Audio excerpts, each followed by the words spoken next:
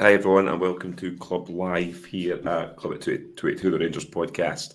I'm slightly tender today, just to just for everyone in the comments. It was my Christmas day / night out last night, so it was quite a long one for me. But I'm here to host tonight, and once again it is me and Mr. Carney. How are you today?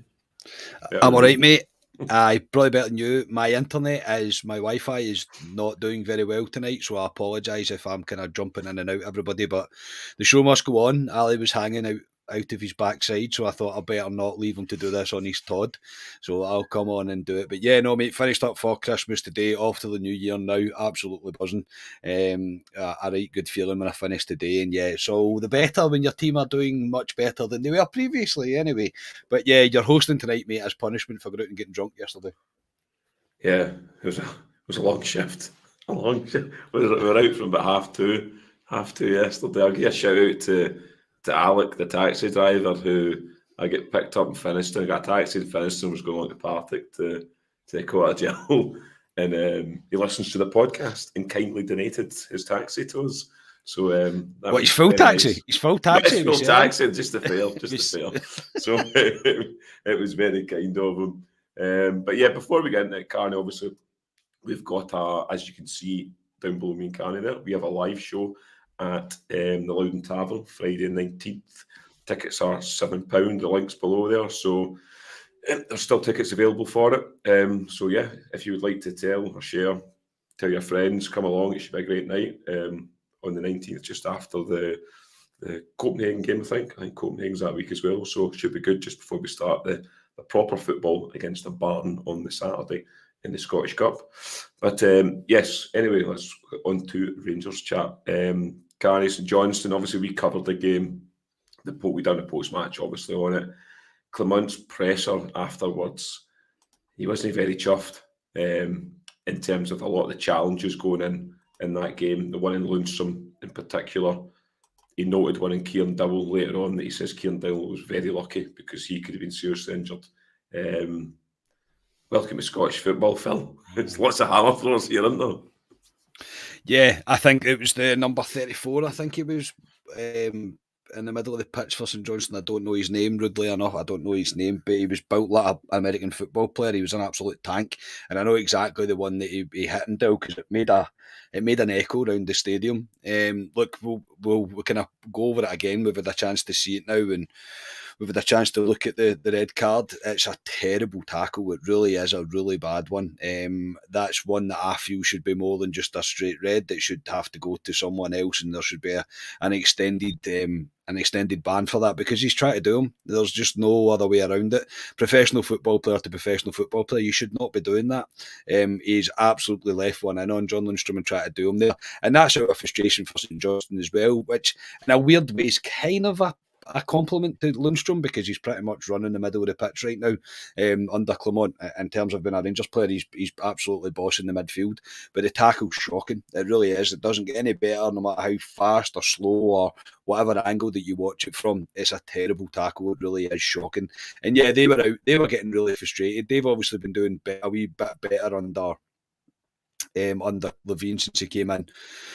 So I think they'll be frustrated the fact that they couldn't really get anything going. But Rangers were very much in control on the night. So the frustrations come out and kicking everybody. I don't believe anybody puts out a team to say go out and hurt them, but it certainly seemed like St Johnstone had a bit of a task in hand about trying to leave on as many Rangers players as possible. It is what it is, mate. And it all harps back as well to the referee deciding that it's not a straight red initially. I don't know what he's thinking, really. It's a cop-out by only booking him just so he can go to VAR. But look, the red card was correct, but yeah, the hammer throwing of Scottish football makes a very big return. Gordon, thank you so much, mate. That's very much appreciated. Superb, mate. Thank you so much. Yeah, thank you very much, Gordon. That's much appreciated for that donation. There's a few folk in the chat asking why Carney's jumping about a wee bit. It isn't a dance he's doing, it's his Wi-Fi. His voice is still bizarre. You can still hear you perfectly fine. It's the image of you jumps about, but we'll bear with it. No, I thought it was a terrible challenge, Carney. Like I said in the post-match, it was right in front of me where I was. I know I sit in the club deck, but my frustration for it was the linesman's looking right at it, and the referee just gives a yellow card because of the safety blanket of VAR. Ultimately, the correct decision was made, and the guy was sent off. But if biggest Stonewall red card you're ever going to see, to be honest. But yeah, the game overall, though, Carney, I thought it was quite routine, to be honest. I know I said in the car afterwards that I was kind of not worried, but at 1-0, you're always waiting for them to get that chance, and it was never coming with St Johnstone. But it's 3 points, Carney, and now the gap at the top of the league. Christ, I don't think I'd be saying this. It's now 2 points with a game in hand. I mean, it's very much game on now in this league. Absolutely, mate. Yeah, there's no doubt that it's game on. I don't think if anybody would have offered this just before Christmas, I think we would all have bit their hand off for it, mate. We're in a really good position now. Look, it's obviously been helped by a few dodgy results for that for them. Like obviously that's no doubt, but we've just continued to carry on, and Clement's record since he came in is near enough flawless. He really has. He's turned this team around. He's turning the mentality of the team around. And yeah, we're very much in the title race again, and it's exciting. I'm glad we're in the title race, and it's not over by Christmas. There's too many times that we've seen it being over by Christmas, whereas now we're very much there. Look, I think it was you that said it. Well, it might have been I think you or my dad anyway that said it, that we're pretty much in the driving seat now in terms of this league, and to an extent, yeah, probably. I think we've kind of wrestled back control a little bit, but we still have our hurdles that we need to get over before we can say that we're sitting pretty at the top of the league. But if you'd offered me this, mate, after the 3-1 defeat against Aberdeen at home, I would have taken it. I would have happily taken it that we would be 2 points behind with a game in hand. And we would be going into the Old Firm with a chance of potentially going top of the league. I'm very much all for it, mate. And seafood and eat it, what a name that is, by the way. Thank you so much for the donation. That's absolutely fantastic. Really do appreciate that. Thank you. Yeah, no, much appreciated for that. Yeah, that's a good name, man. It's seafood and eat it. But yeah, no, much appreciated for the kind donation, especially with Christmas coming up. It's tight, obviously, the old budget at the moment, but yeah, Carney. Obviously, that's like we're talking about in terms of Rangers back in the league. I honestly didn't see it coming. I'll be honest. When we dropped to Aberdeen and it was one each, I think I came out and said, and I did say it. I said this is the reason why Rangers won't win the league. But I never seen them dropping or losing 2 games in a trot, which is ultimately completely opened the door. It's now for Rangers to motor on and hopefully gain control in this league and ultimately push forward. Because we've struggled to do that in previous years. When we've got in front, we can then push on. Obviously, the 55 season was a bit of an anomaly in terms of the points difference, but the league is definitely back on. But injuries is a big thing for me at the moment. Well, Kamari Roofe will have quick discussion on.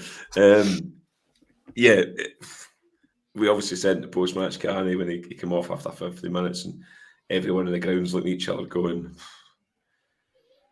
not again. But he talked about Kamari Roofe in terms of they're trying to find solutions, but I don't know what solutions they can do, Carney, because I think they've looked at probably everything with Kamari Roofe. I don't think his body is built for football, especially at the age he's at now, but we just can't rely on this guy, Carney, going forward. And like I say, it's put us up shit creek in terms of strike forces, in terms of who we've got, which I'll come on to later on. But Kamari Roofe, Carney, in the summer has to go. And he's in a big wage at Rangers. Yeah, obviously he's coming to the end of his contract, mate, and I don't think there's anybody at Rangers or a fan that would think that he deserves an extension to his contract, because he certainly doesn't. It's not because of a lack of ability, it's just that he's constant breaking down. I do genuinely feel sorry for Roofe, I do. It's not his fault. I don't think it's anything that he'll be doing. I don't think he's deliberately getting himself injured or the likes. I think he's doing his best to he's probably doing his best to try and get himself fit because he realises he probably isn't going to get offered a new contract at Rangers and he wants to be fit for another club that come in, whatever it may be. But at this rate, he wouldn't even pass a medical. That's how bad it's got. He will not be offered a contract by Rangers going forward. And it's just incredibly... Well, I was going to say unlucky, but is it unlucky? I don't know what it is. I think with the levels of injuries that he's had, he is so injury prone that I don't even feel there's a team out there that would go, oh, well, if we can get him fit, because you can't get him fit. It's not possible to get him fit. And I do think it could look to be like an early retirement for Kamari Roofe. It happens to players. It's happened to many great players that their body's got to a certain age and they just can't keep up with it anymore. Kamari Roofe's always had injury problems throughout his career, but obviously towards the end of the latter stages of his career, and obviously with Rangers, it's not been good. The number of minutes he's played for us with the wage that he's on and the investment that we make in him is nowhere near the return that we would expect from a player of that calibre. So, look, I feel extremely sorry for him, but ultimately it's run its course now. Kamari Roofe has run his course now at Rangers, and we all know how good he can be, but we can't. As I said before, we can't kind of build our hopes up or maybe possibly rely on him to make an impact in games. And he did get us that goal against Betis, I get that. But 2 games later, Kamari Roofe is out now. And does anybody expect him back before the end of January? No. It's not going to happen, is it? It's going to be something that he's going to need to go in to a specialist, to a scan, to this, to that, to this, whatever. And it'll just run and on and on. I think the best thing for the club to do now is have the conversation with Roofe to be saying, get yourself fit, you won't be staying here, but you also won't be part of it anymore going forward because we have to move on. We have to get past it. We can't rely on you to make an impact, unfortunately. We're going to have to start planning the future without Kamari Roofe in the plans or in the squad, or in the squad list, however it may be. But no, look, it's a shame because I always said that Kamari Roofe fully fit is one of the best strikers, if not the best, in Scotland. But now, no.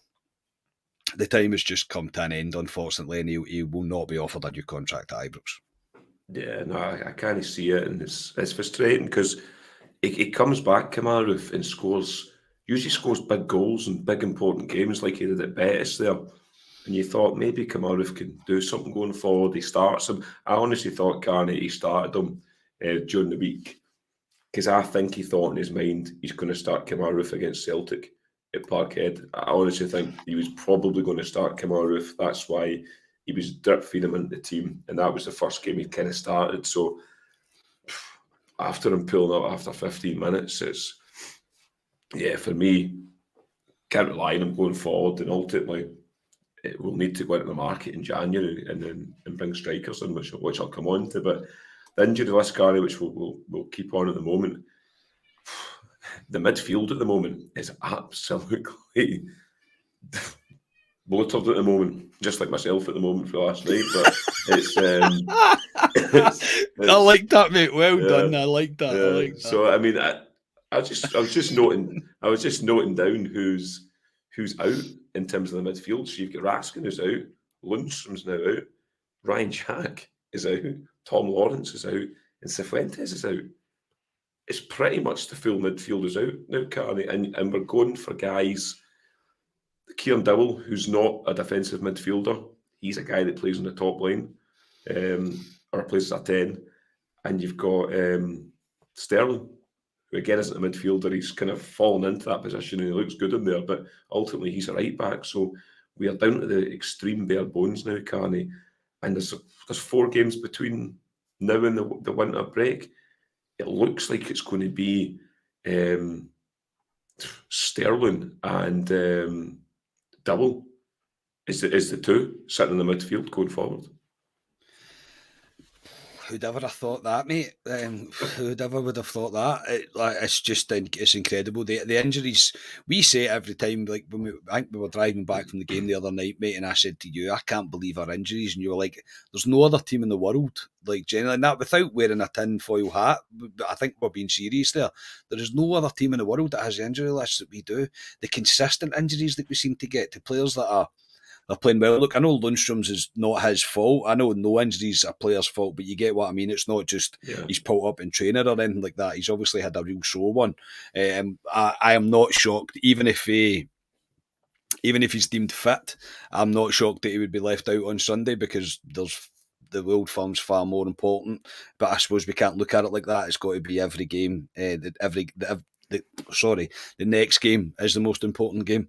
But with the midfield the way it is. So yeah, I mean, I seen on Twitter that before the game on Wednesday night that Raskin had said that he got good news from the doctor. I don't know what that good news is. Is he going to be fit before the end of the season, or is he going to be fit within how long? How long is it going to take? And Ryan Jack as well.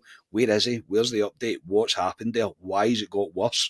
Because that seems to have been what's happened. He was getting tipped to be back not long, or he wouldn't be too far away, and now there's just kind of no real mention of him. It's a real gutter what's happened to John Lundstrom, and I'm hoping the whatever scanning that he's going to go for by the time we come to the Ross County game on Wednesday night on the 27th. I hope he's back, or at least on the bench, and it'll give us a wee bit of hope going into Saturday that he'll be ready to play. But no, to begin into probably the next two games with Dowell and Sterling as the midfield too, I mean, it's absolutely crazy, but it's where we've got it down to. Look, as well, without trying to be too glass half full in terms of the injuries, Philip Clement seems to know what he's doing in terms of identifying players that can do jobs for him and giving them clear instructions in order to do it. And I think Sterling is the prime example of that. Sterling's a monster in the middle of that pitch right now. He's got great legs. He's got a good engine. He's got a cracking bit of dig on him. And his distribution of the ball's not too bad at all either. And he's got a hell of a shot on him, as we've seen the one that he stuck the bar the other week. So it's now, but again, the Dow should be probably looking at this as an opportunity. He's been on the fringes for God knows how, not even on the fringes. He wasn't even in the squad at times. So he should be looking at this as an opportunity, going, I could be in with playing the Old Firm here. And he should really be trying to kick on from there. But no, the injuries, mate, it's just, every time you hear more about it, you just go, of course he's injured. Of course he is. Why would he not be? Why would he not be injured? But like, we're down to the bare bones in the whole spine of the team, mate. Apart from maybe the centre halves, from the midfield to the forward line, we're just at the bare minimum right now. Yeah, it's unbelievable, Karen. I've never known a team like it for injuries. Clement came in, the first thing he said was he couldn't understand the amount of injuries, and since he's come in, it's actually get worse. Yeah. He must be sitting there going, how can I get a bit of luck to get a settled team? Because he isn't at the moment. He's having to change it all the time because of the injuries, and it's a pain because we're starting to hit form and we're get big games coming up, and you obviously want the most important players available. So, but as you say, it's an opportunity for Dowell to lay a marker down. On Wednesday night, he did bring King on in the last few minutes to play in the middle of the pitch. Is that an area, do you think we should be exploring as well? Do you think that's what Clement's thinking? He's done it there for the Scotland under-21, so it could be, there's a possibility we'll see Leon King playing there. Yeah, he's an option. I did see somebody said about this a couple of weeks ago, that Leon King could play there because he's played there for Scotland, under 21s, like you say, so he could play there. He's good in the ball, Leon King. He's a good footballer on the ball. I think he could fill in quite easily in that position. Whether he'll start in the next couple of games, I don't know. But yeah, I think he's an option because it was interesting on Wednesday when we seen him come on and he played in that midfield. So you might see him because you'll need to rotate, Carney, with these 4 games coming up. Obviously, you've got Motherwell at the weekend, which will come on to Ross County. You can maybe come back in for Ross County Ibrox. You can maybe play Leon King there to give Dowell possibly a break because the guy's not played football for months. Mm-hmm. So is he going to play these 4 games on the trot? So it'll be interesting going forward what we do with it. So yeah, just need to see what happens. It's unlucky for us the way it's happened, but unfortunately that's football for you. We'll just need to go on with it. But it's up to these guys to take their chance, and Kieran Dowell is a good example of it because he's been out for ages. I thought he played well on Wednesday. I thought he put a decent shift in for the team, so it'll be interesting going forward. But obviously the top line as well. Danilo was out for months. Kamari Roofe, we've just discussed there. is out for, well, how long's a piece of string, to be honest.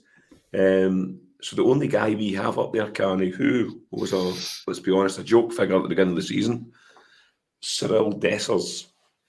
This guy, he scored 4 in the last 6 now, Carney.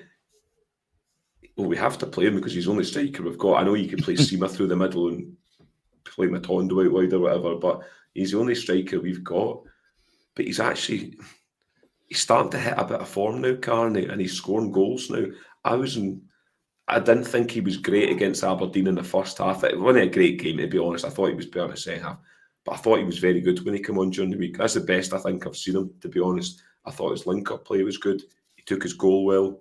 He was unlucky not to have another one. He won the penalty for us as well. But again, he's a guy that we were looking possibly to move on in January. And he's now, well, he is our number one striker. We need to rely on this guy. And so far, he's been doing all right.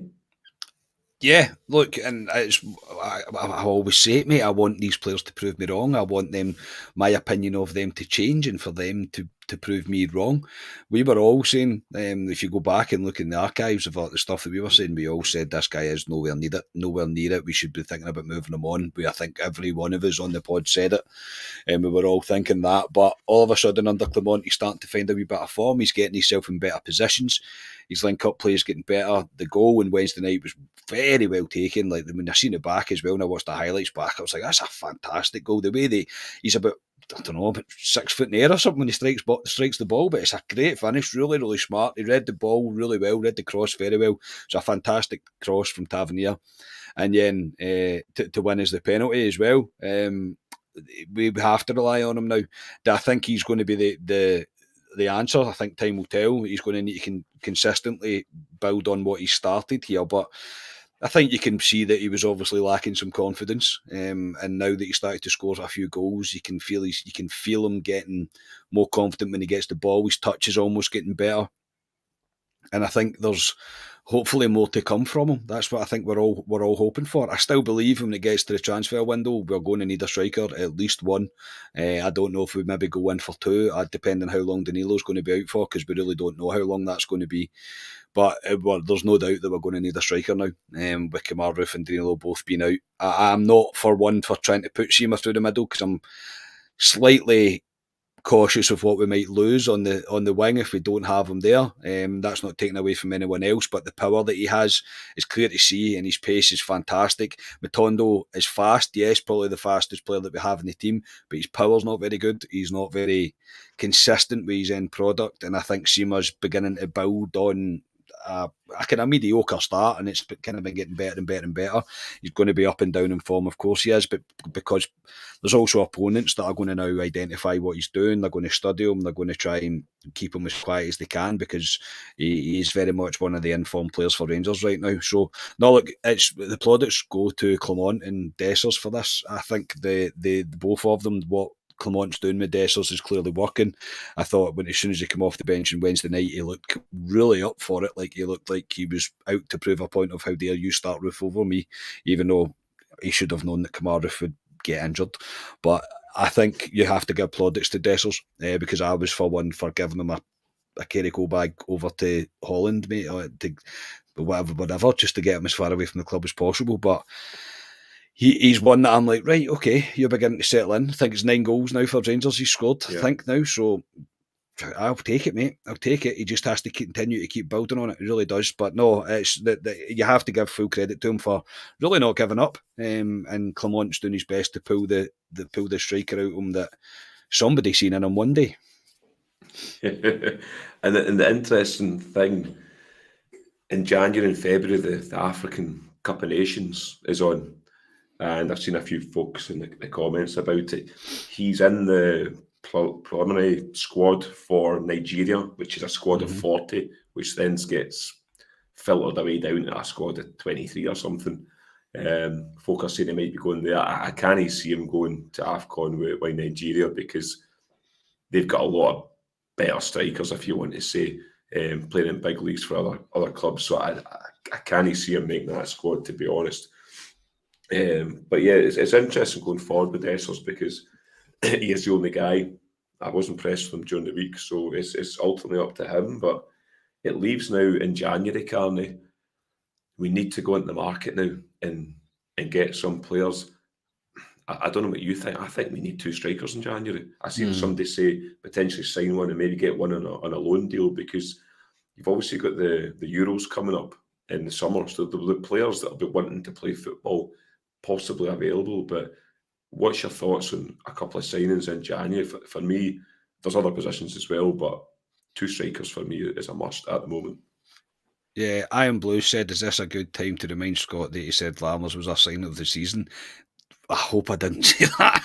Look, I'll be clipped. Somebody would have clipped that. I will be, someone will have that. I probably did, and I did expect him to be a lot better than what he was. I think when we first seen him, I was impressed with the touches I was seeing from him. But I think he's got very, very lost, very, very lost, and now he's kind of maybe showing his true colours, maybe, possibly. I don't believe, and I'll happily pull my hands up and say that I was wrong. And I'll happily hold my hands up and say I'm wrong again, by the way, if he proves me wrong. But I was wrong if I did indeed say that, which I might have done. I'm not going to say that I absolutely didn't, but I might have said that. But he is... he's not very good. He isn't very good, and that's me being very polite about it. The signings, mate, yeah, I think 2 strikers is probably looking like the most. I thought we would maybe get 2 or 3 signings in, and I think now you've got to look at who's going to be available and when they're going to be available with it in the middle of the pitch in our engine room, if you like, because it could be an area that we're going to need to go into. I mean, Cifuentes, Jack, Raskin, Lundstrom now out, so that's 4. Have I missed anybody? Lawrence is out. Lowry's away in loan. Hadji's away in loan. Mm-hmm. There's a number of midfielders that are no longer there, or they have some form of injury. So yeah, there's quite an extended list there.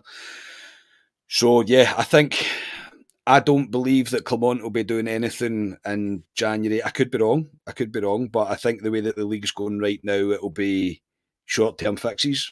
I think it will be potentially a lot of loans, maybe 2 or 3 loans, maybe 1 signing, maybe 2 or 3 loans, to try and bolster the squad for the rest of the season ahead, and also to give yourself better options. I think we can all sit and say they shouldn't be playing for us, they should be moved on. It's not as easy as that either. It's not as easy as just saying, we'll just get rid of them. We can't just release players because of the model that we're trying to run as a club, and it wouldn't make any financial sense to do so, especially when we've invested in some of them anyway. But players like Lammers, I'd be looking to sell them on, even if it's for you get 2/3 of the money back. I would take the loss on it and move it on, because it can be reinvested other areas in the squad that needs it, and I think you could bring in a better player for that kind of money. But that's the kind of things we're going to need to look at. I don't think there's many of them now that will be offered new contracts. Obviously, Kamari Roofe, Barisic, I don't know. I'm not sure. I think obviously he's finding a bit of form. He's been better in recent weeks, but I still have the feeling we could do better. I think we're certainly going to need a left back in the long term, a long back in the left term. I nearly said there, a left back in the long term, because I don't really, honestly. I mean, people will slate me, and Ryan will slate me as well. I don't think Ridvan's the answer. I think he's a decent option, but I don't think he's not setting the head of the light for me. But yeah, the middle of the pitch, mate. The middle of the pitch in the striking position. Possibly, I mean, you could possibly look at the right in the midfield as well. I know McCausland's there. I get that, but he's going to need time in order to develop fully, and you don't want to pile all the pressure onto him and expect him to be a world beater. We've seen it happen with players previously where they get the opportunity, but the pressure's piled on them too early. So no, there's definitely work to be done within the squad, mate. I think the biggest concern for me is how we're going to move people on that are not part of the future of the club, and that's, by that I mean ones that are tied up on contracts for a considerable period of time. But look, that's what this director of football and recruitment is all about now. It's up to him now to source these deals to get the best value for money in players and deals that he can. But yeah, if I had to right now say, it would be 2 strikers and a centre midfielder would be where I would be looking to bolster the squad, because hopefully we get at least Lawrence back soon, and in order to play in that kind of 10, so like him and Cantwell can rotate. But yeah, that's where I would be looking. Yeah, a few folk in the comments have also been saying Bailey Rice obviously can play in the middle of the park. He was asked this, Clement, a couple of Yeah. days ago about Bailey Rice, and interestingly, he kind of said he's not ready in terms of he needs to do more stuff to get into the first team. I thought it's quite interesting because he's played under Beale and he's been on the benches under Beale. Obviously, played that game. I think it was Livingston he played. And I thought he was very good when he played that game. But it's interesting that he seems to have fallen away, Carney, and it doesn't look like we're going to see Bailey Rice. No, but by what Clement said, it doesn't look like he believes that he's ready. We were told by Michael Beale that he was ready, but that was maybe not true, maybe true, I don't know. Maybe Clement's trying to protect him a little bit. From what I've seen of him, he looks physically good. He looks ability good. He looks like he could definitely do a job. Maybe not fling him into the old firm at Parkhead, but against a game at Ross County at Ibrox on Wednesday night, I can't see why you wouldn't at least try Rice, especially if we're still in this position. We're no further forward. Then I can't see why you wouldn't try it. I hope for the case of him that he's not going to push this side. Maybe Clement's thinking maybe he needs loan time, and it's more maybe more of the stuff that isn't as obvious on the eye, I suppose, to the kind of layman's fan. As I'm not putting words in your mouth or calling you anything, dear Ali. That's what me and you very much are. We are very much layman supporters, but maybe it's off ball work, maybe it's just ball control, something. There could be something that Clement's just not quite happy with yet in order to put him in. But because we didn't believe that McCausland was going to be the one that kind of broke through, we all thought Rice would be the first one to have broke through, and it's McCausland that's very much done that. Maybe that's due to the lack of options we had in that area, but again, maybe this is the chance for Rice to do the same thing. I hope we see more of him because I do like what I'd seen of him so far. Yeah, no, I trust Clement, to be honest, in terms of bringing players in, bringing the youth in. He's obviously given McCausland, he's shown McCausland there's a path there for him. He's playing for us, so yeah, I think we will see Bailey Rice. I mean, he is only 16, 17 or something, Bailey Rice. He looks older than a 16, 17-year-old. I don't know if you've seen the guy at the darts, the World Darts, a 16-year-old. He's not 16. He's not 16. He just isn't 16. He just isn't. Somebody put up on Twitter the scene for In-Betweeners, when they're in a garage and the guy turns and he's like, "You're not 17." I thought he's brilliant. Yeah. He's not 16. Well, he's into the last 32 now, isn't he? Yeah, he's through the next round, yeah. But he does look like... I've been going sidetracked here. Did you see the 9-darter between Van Gerwen and what's his chops? What's his name? The guy with the Michael Smith? Is that his name? Michael Smith. So Van Gerwen was on a 9-darter and he missed the last dart, and Michael Smith was right behind him and got a 9-darter. That was in the final last year in the Worlds.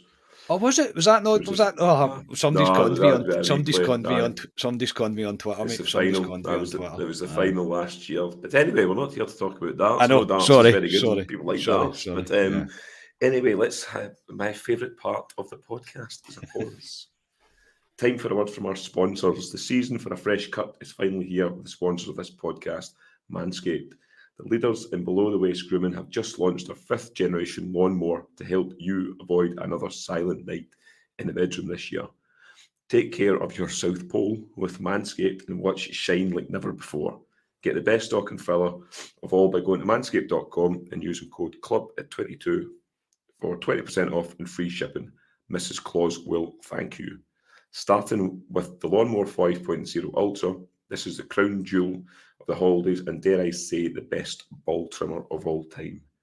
The electric razor's advanced skin-safe technology is a lifesaver and known for reducing nicks and cuts on your Santa sack. But the fun doesn't stop there.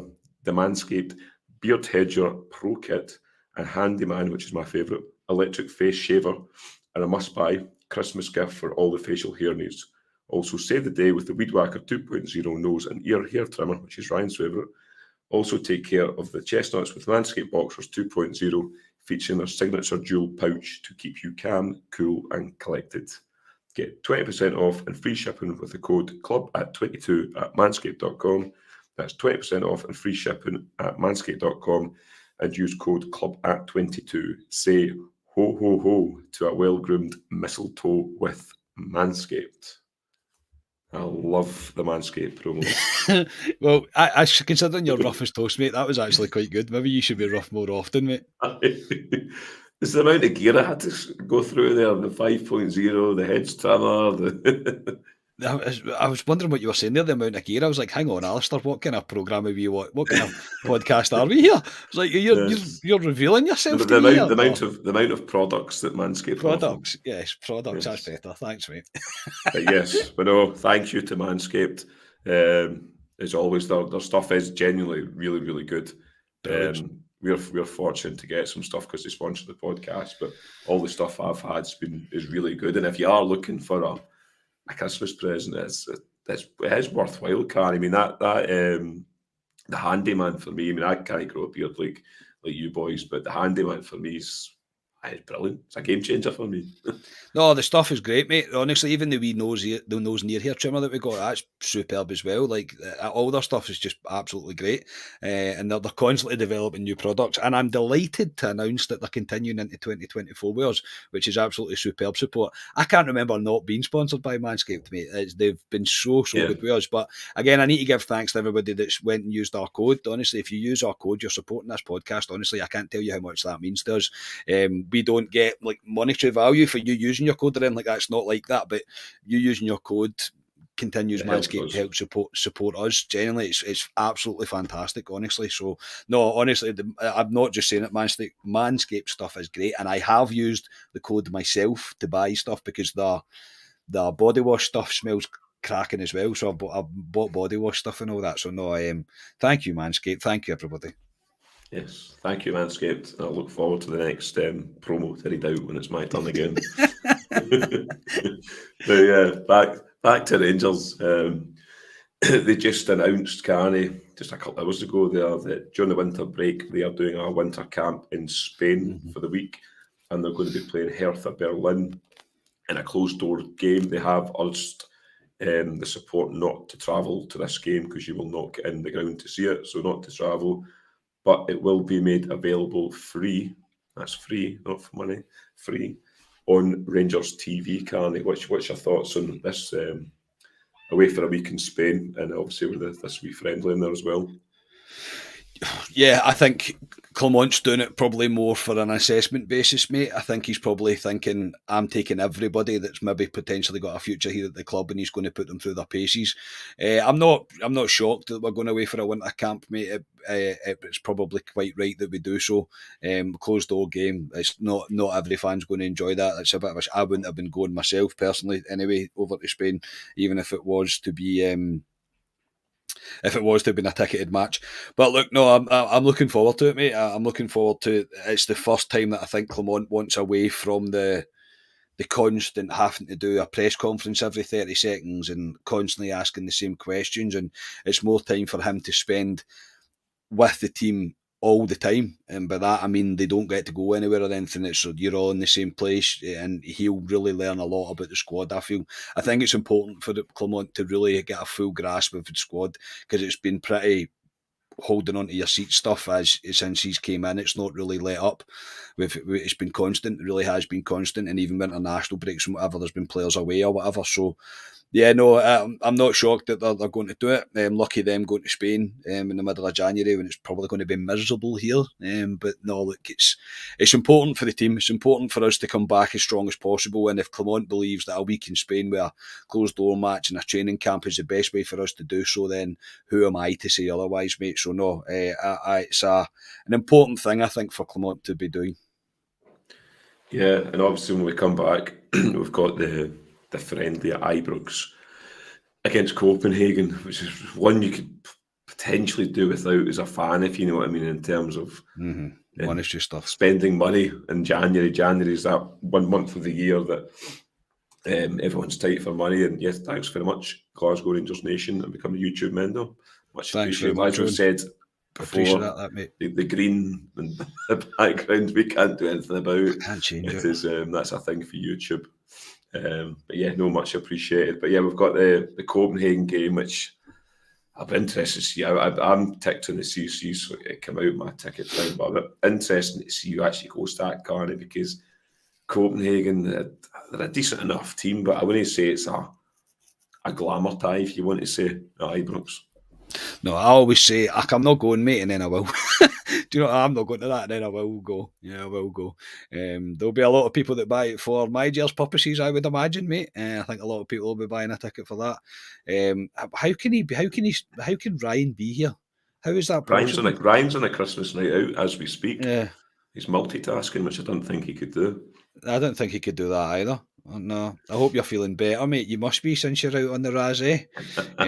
Yes. Noted. That's a mark on the report card, Mr. Haymarch. No, look, the Copenhagen one's just dare I say, a bit money making from a club. Yes. Really. Yeah, it's this kind of one that we didn't really need to be seeing, especially if we're going away to play a closed door game or during the training camp. But yeah, look, people will still be going to it. It's an opportunity to take the kids, isn't it? It's an opportunity for people that don't usually get a ticket to go along and see the team, and I do get that. I do get that element to it. But I'm sitting here saying, no, I'll not be going, but I'm pretty sure as soon as the ticket comes out, I'll buy it, mate.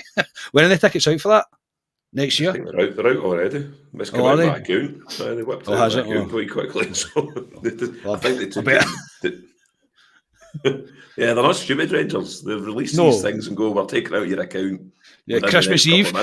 Christmas Eve, 30 quid, thank you very much. Yeah, they don't care. They'll just whip that out. But I'm the guy that ticks the box, so I don't have to tick that box. But yeah, I'll be there, I'll be honest, because it's because you're minted. Christ, I wish I was after the Christmas presents I've got next week. I'm definitely not minted now. And after last night as well, Christ. I'm expecting a decent one for my son, mate, because you are a godfather, so I'm expecting a decent present, mate, with a wee extra £100 for me. That's the way these things work in life. I've explained this to you. Yes, the wee man does have a present, which yes, which my other half is wrapping as we speak next door, Kamari. Yeah. So yes, legend. I can't take so she's doing that for us now. But yes, no, he will be getting a present. Do not worry. Brian's Christmas night out must be pretty crap if he's on. Must be boring, yeah. Must be if he's listening to us too, mate. Yeah, one with the dodgiest Wi-Fi since known to man. It's since dial-up, and one that's rough as toast, mate. And he's tuned into us, I know. Yeah, Ryan, you can put your team in the comments when we come on to teams to see your team scorers, so you can do that for us. But yeah, moving on to the Motherwell game, obviously, Karen.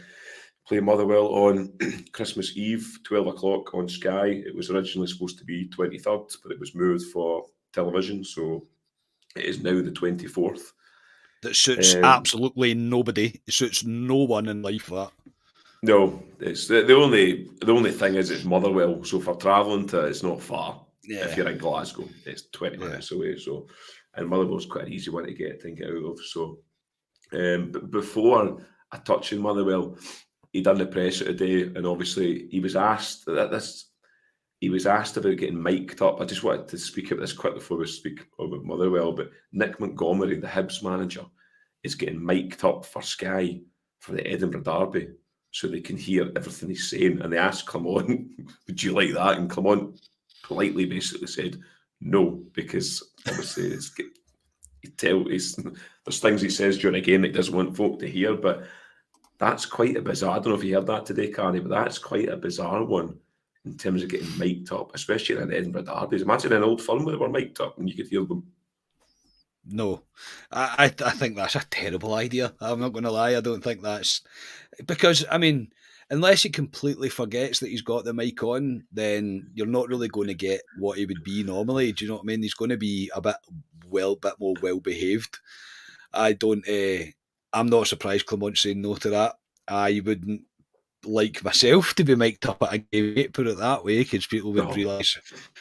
well, no, especially not. In fact, you would be good entertainment. Actually, we could probably do a whole channel on you just being mic'd up at football games. You would end up like that. Who's that guy? Do you want some? Remember that guy? We'll see Sky years ago. Sky used to do the red button where you could change to fan zone, so it'd be two fans watching the. So say it was Man United Liverpool, for instance. Did you do it?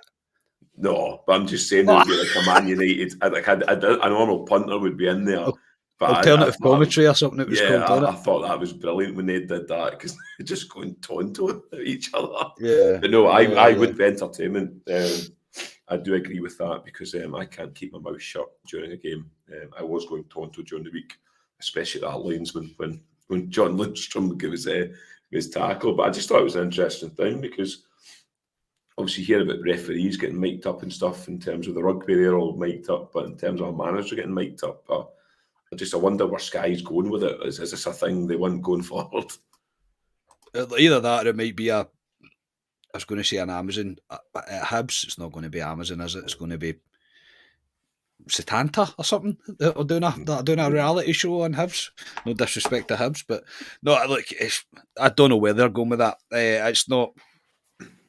I don't really know what benefit you're going to get out of it. I suppose it's an insight to the way a manager would be, but again, I don't really think it's completely relevant. I quite like the rugby referees and that are mic'd up. I don't mind that because you can kind of hear the decision on the field.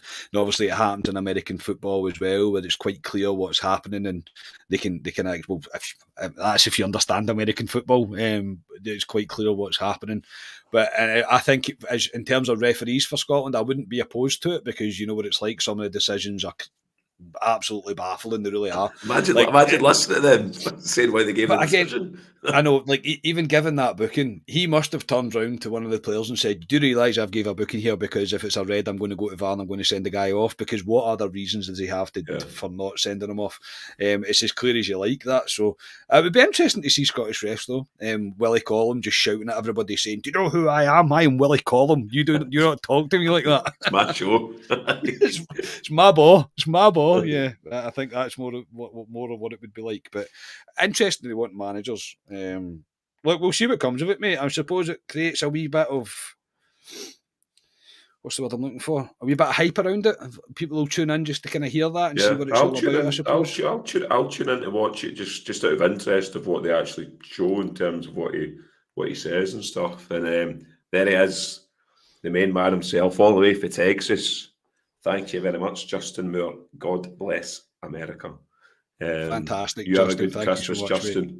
You too. We'll be Justin, over. Carney's promised us a club at 22 summer trip to Texas to see you personally. If we sell out the Loudon, mate, we might be able to do it. Maybe. Yeah, and we'll take you out for a pint. But no, as always, much appreciated, Justin, and everyone as well. But yeah, you're here every Friday, Justin, all the time. Absolutely. To listen to us all the way from Texas, and your dad as well. So no, much appreciated. But Motherwell, Carney, as I was just going to get on to there, they're sitting.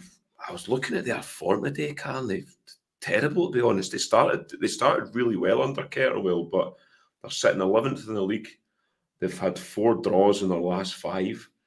They haven't won a game in the league since the 3rd of September, and that was a 1-0 win away at Hearts, to a 10-man Hearts.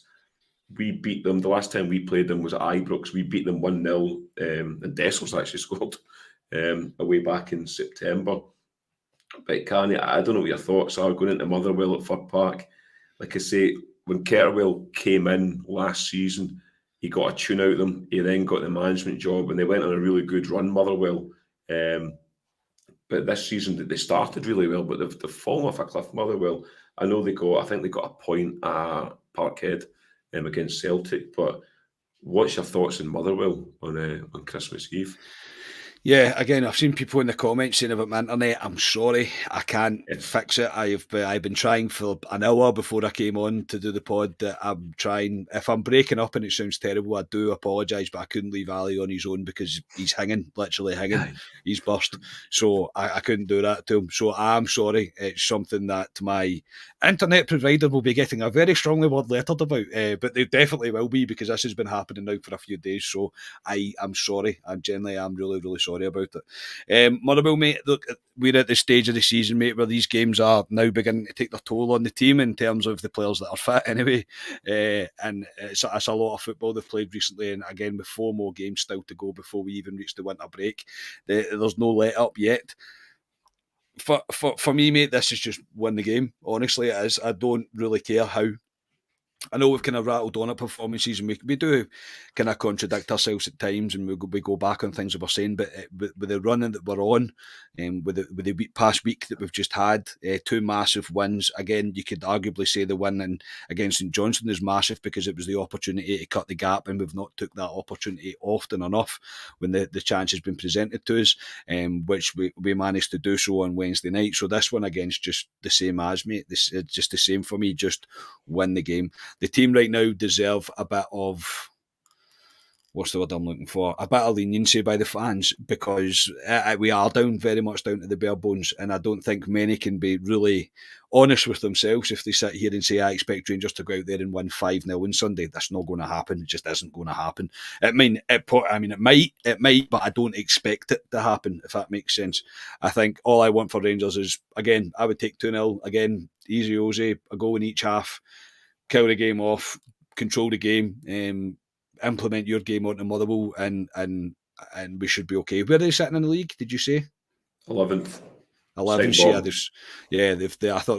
I generally thought they were 10th, but no, that's they're beginning to struggle a wee bit. So they're not going to be feeling particularly good about the fact that we're coming to town off on the run that we're on.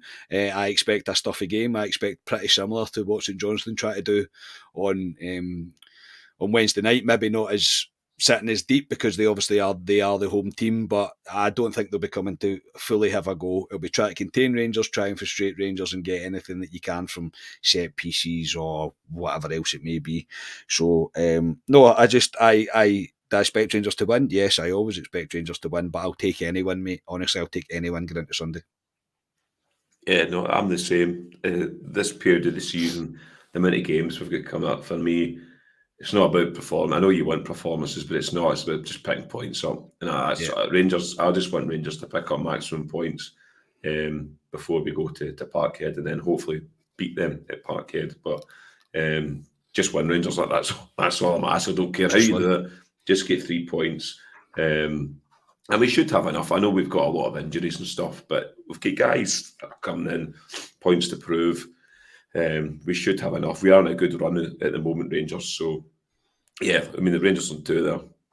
Walter Smith won leagues by winning 1-0. That's it. Like the cup final last weekend there, Kamari, didn't play great, but ultimately we won the game, and that's it all didn't that matter. matters. Yeah, it didn't matter. It didn't matter. Yeah, so no, I'd like to think because Celtic played the day before us. I think they're at home at Livingston or something. Yeah. So I would probably expect them to win, because Livingston are free fall at the moment. So I would expect them to win. So it's down to the Rangers to claw the gap back to, I would think, 2 points again, because I'd assume they'll probably win. But yes, teams and scores, Carney, and first goal scorer. I'll be very surprised if we don't probably pick a similar team, to be honest, because there's not much to pick from. So what is your team score and first goal scorer? I think the team will be Butland, Tavernier, Goldson, Balogun, because I think there'll be an eye of getting him a game before we go into the Old Firm, because I think he'll play the Old Firm. So I would say Balogun, Barisic will come back in, midfield of Sterling and Dow, which is I can't quite believe the words are coming out of my mouth. Cantwell in the 10, Seema, Dessers, McCausland. That's my team. I'll go 2-0 Rangers. I'll go Seema to score first. Yeah, I'm the same team. The back line, I think, will be what you say. I think Balogun will come back in. I can see Balogun maybe missing out Ross County, because Balogun will play against Celtic. So Balogun will come in for me. Barisic as well will come back in. Wouldn't be surprised to see Yilmaz play against Ross County, with Barisic to come back in against Celtic. So yeah, it'll be interesting that. And then the top, the midfield picks itself for me. Cantwell has to start. Lammers can't start. No chance for me. Lammers potentially could come in against Ross County, but nah, Todd Cantwell starts for me. The only one is the right-hand side in McCausland. Does he pull him out for a rest and put maybe a Scott Wright there? But I don't think so. I think he'll persevere with the youngster. He's been kind of in and out of games, McCausland, the last couple of games, but he's always a threat for me, McCausland, when he drives with a ball and stuff. So I'd persevere with the young guy and play him as well, Carney. But I'm going 2-0 Rangers as well. See my first goal scorer for me. So, yes, we'll see. You just copied happens. me because you're so hungover you can't even bother thinking. So it's just I'll just copy whatever Carney says. Honestly, that's 2-0. Seamer's not scored. He's probably due to score Seamer, to be honest. So, and to be fair, we both said. You're right though. Like Lammers can't play, and I'm not just doing that to be controversial. He just can't. He's not good enough. We need Cantwell to be playing. He needs to be, because he's mentioned himself, he's not been training a lot recently.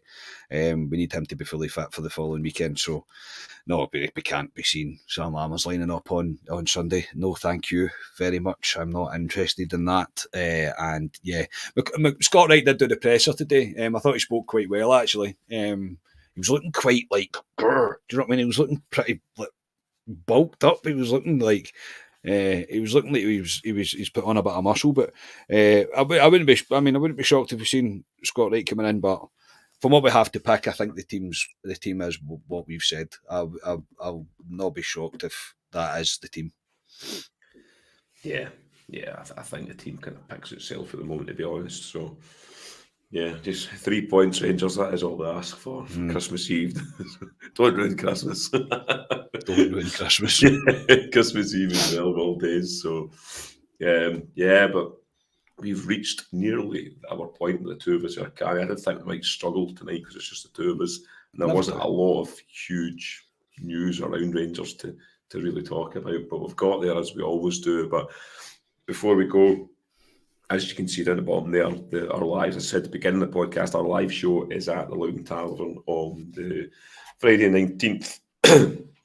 At 7:30, doors will be open before. Tickets are £7 plus £1 for postage and packing, so £8. And we have a special guest in terms of Stevie Clifford from Four Lads a Dream will be there. So yeah, there's tickets still available. So great Christmas present, and you can come down to Loudon. They are putting on some pies and stuff as well, and you'll get to meet us as well. Ask us you on. So yeah, it should be a good night.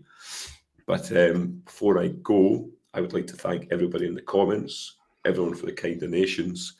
Mr. Haymarch, who was in the comments, he was kind of on the podcast tonight, Mr. Haymarch, in a certain way, so he was kind of there. But yes, Mr. Scott Carney, thanks for coming on and helping me along. It's been a struggle tonight for me. You've done well, tipped up my hat to you, mate. You have done very well. Again, look, my Wi-Fi's lasted an hour. I'm delighted at that because it was not lasting longer than 5 minutes earlier on. So I'm sorry it's been all over the place. I really am, internet. It's not something that I like. I hate it when it's like that. But I thank you for sticking with us. That's all I'll say. All the donations as well, absolutely superb. If we don't speak to you, if you don't tune in on Sunday after for the post match, I hope you all have a fantastic Christmas. Thank you for supporting this podcast the way you have over the last year. And I keep saying it, but it's true. It's only just the start. We're not going anywhere anytime soon, and we're hoping to go on and on and on. So, Ali, happy hangover, mate. Away, enjoy your KFC or something, mate, and watch the darts.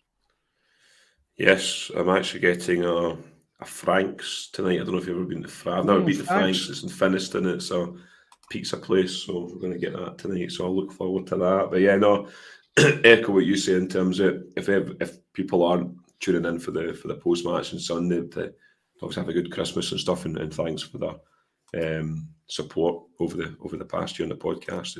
It's much appreciated. It's weird when you go out and about, Carney. Things like last night when I'm in the back of a taxi and the guy goes. Stuff like that. It was weird. I was actually even in like this one guy. I was in Blue Dog last night, the cocktail place in the town, and the guy that was doing the singing said to me he was a Celtic fan, but he watches the podcast. So, there you go. Not shocked. Not shocked. Not shocked. No, not shocked. Yeah. So yeah, as Carney says, we will be back on Christmas Eve with a post-match reaction, hopefully to our Rangers win. It will be me and Carney, I know. I don't know if anyone else has joined us, but it will definitely be me and Carney anyway. So, yes, we'll be back. Again, thanks for everyone in the comments, kind donations, Carney for coming on as well, and Carney's Wi-Fi for sticking in there too. Hopefully that'll be fixed for Sunday. But, yes, we have been Club at 22, the Rangers podcast, and we will see you on Sunday. Good evening.